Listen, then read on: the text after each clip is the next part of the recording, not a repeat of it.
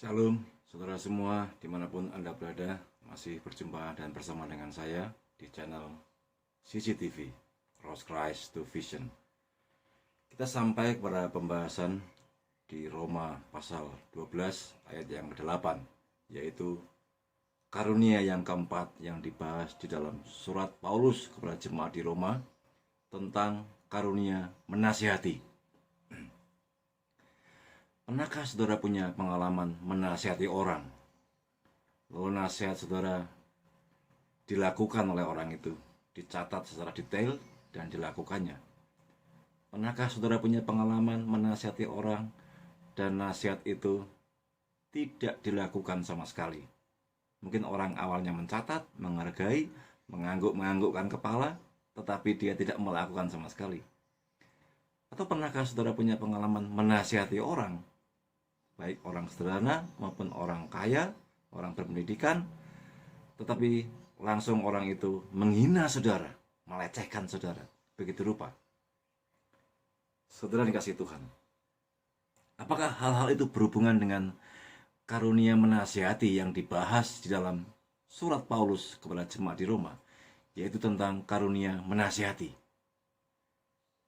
Saudara, kata menasihati ini diambil atau menggunakan kata parakalein yang berarti adalah memohon. Seperti seseorang yang tertulis di dalam Matius pasal 8 ayat yang kelima, yaitu orang itu memohon kepada Yesus untuk dia melakukan sesuatu. Arti lain dari kata menasihati adalah orang itu mengajak orang yang di hadapannya itu untuk percaya bahwa Yesus adalah Tuhan, bahwa Yesus adalah juru selamat, bahwa Yesus adalah penghapus dosa, bahwa Yesus adalah penasihat ajaib, wonderful counselor, bahwa Yesus adalah Allah yang peduli, bahwa Yesus adalah Allah yang perkasa. Mengajak orang untuk mempercayai hal-hal ini itu termasuk dalam kata atau dalam kategori karunia menasihati. Jika saudara memiliki keterbebanan, memiliki minat, memiliki kesukaan terhadap hal-hal ini, mungkin saja saudara punya karunia untuk menasihati. Di dalam teks yang lain, seperti kisah tentang Barnabas yang datang dan melihat kasih karunia Allah, ia bersukacita di dalam jemaat itu.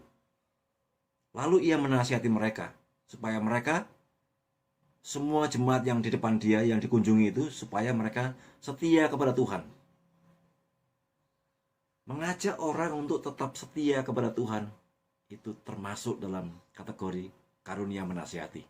Nah, saudara yang kasih Tuhan, karunia menasihati ini dimaksudkan untuk melayani orang, baik orang yang sudah percaya maupun orang yang belum percaya.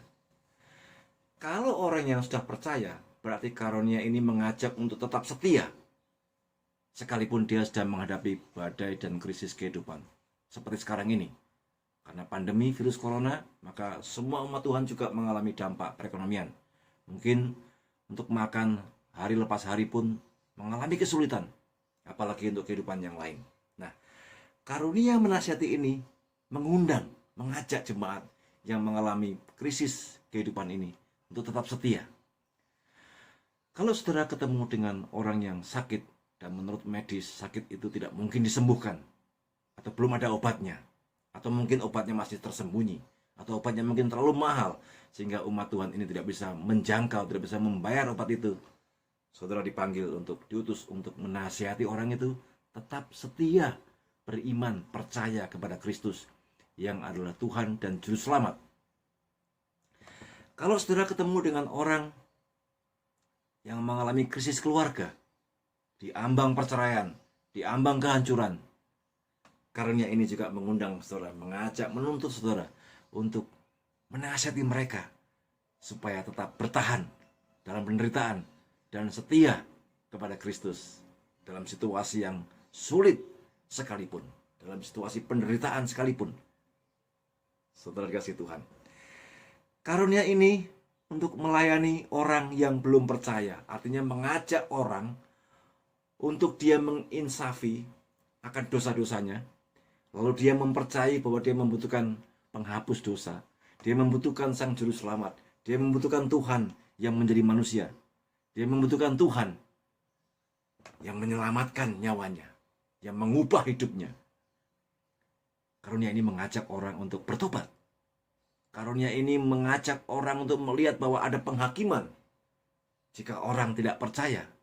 Dan ada berkat kasih karunia jika orang itu menerima nasihat, yaitu percaya kepada Yesus. Karunia rohani ini dimaksudkan untuk semua orang itu saling melayani, saling menasihati, dan saling menghibur.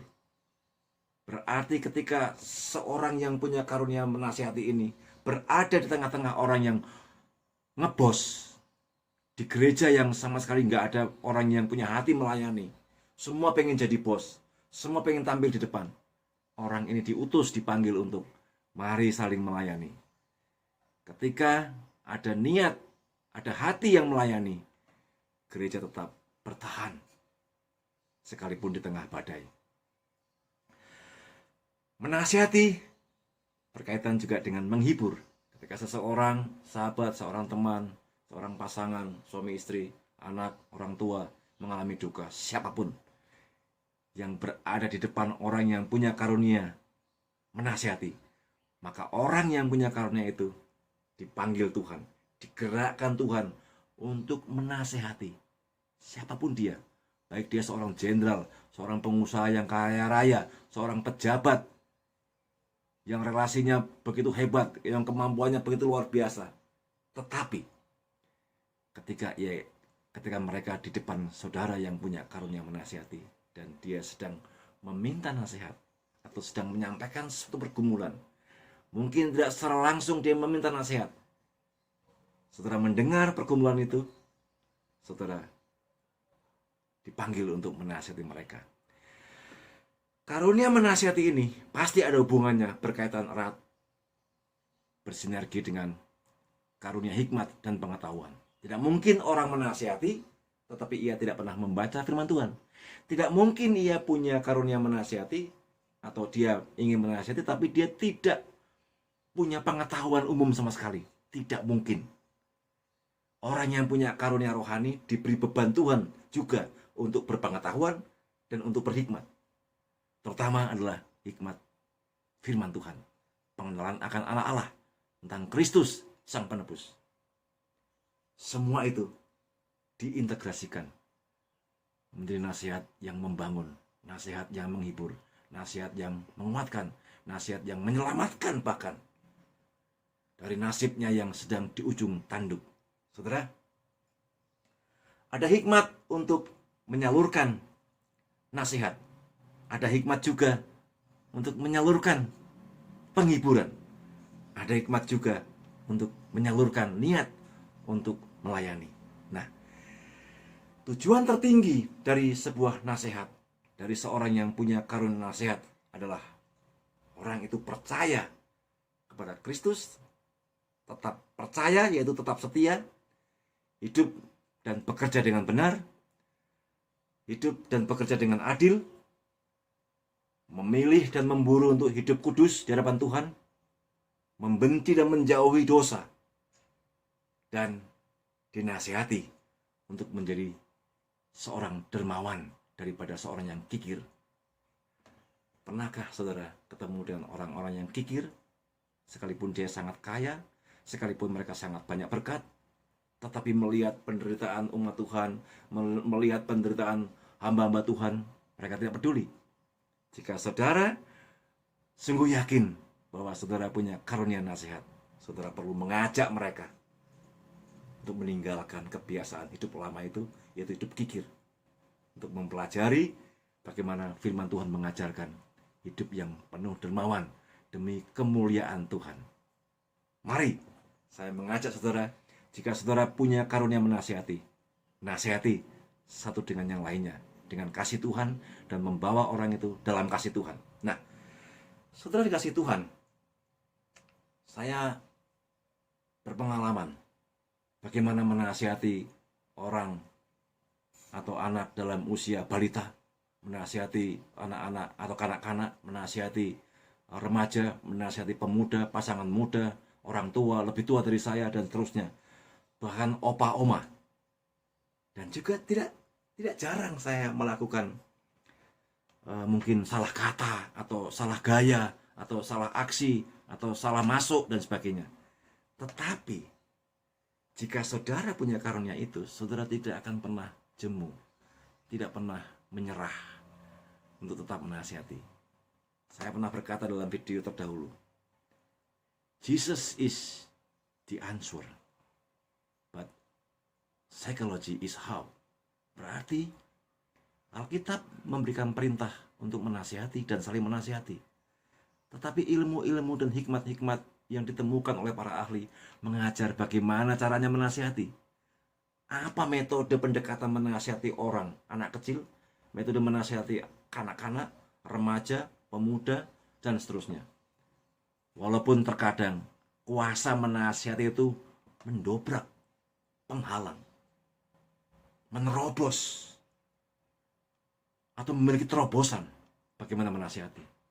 Tetapi seseorang yang punya karunia menasihati, Tuhan tidak pernah kekurangan cara bagaimana untuk masuk.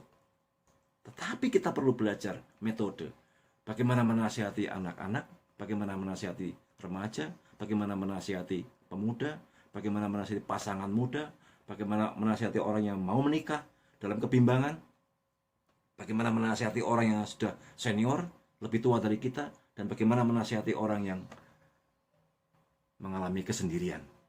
Saudara,